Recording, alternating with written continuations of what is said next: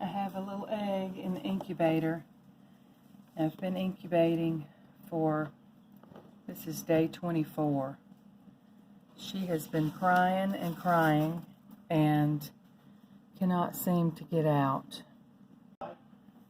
Alright, so I have waited and waited, and I have read an extensive article. She has had a pipped hole smaller than the size of a dime for about over 40 hours. And last night she was cheeping loudly, and I really do have a lot of anxiety going into this, but I want to see if we can help her out.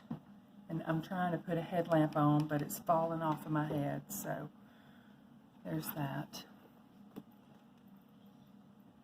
So the incubator itself is somewhat faulty, and I do believe she has died.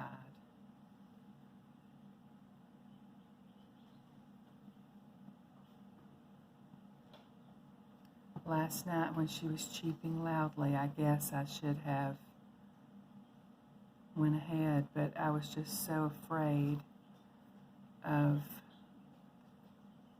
hurting something that I shouldn't, and now she has died.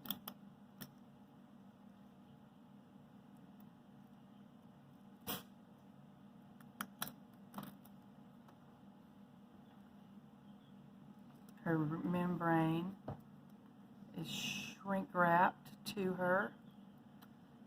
Of course, that could have happened when I opened the incubator just now, but that's so sad and disappointing.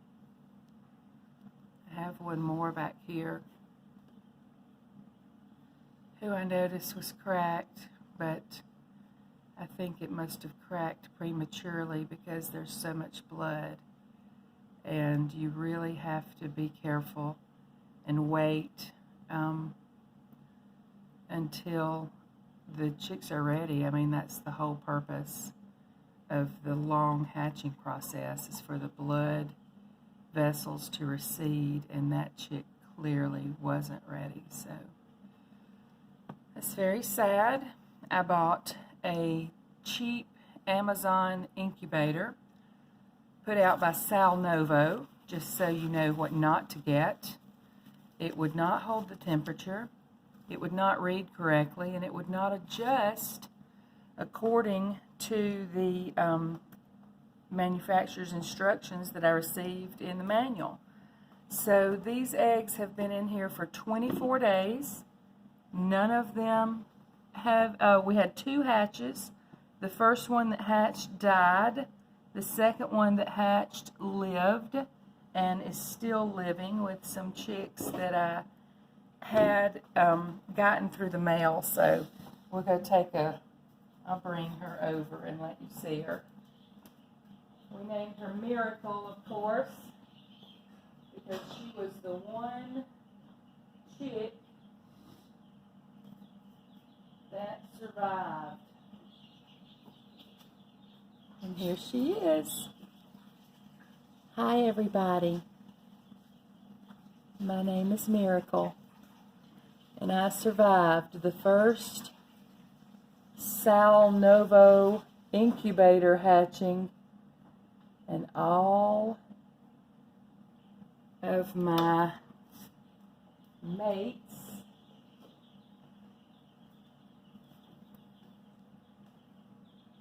died.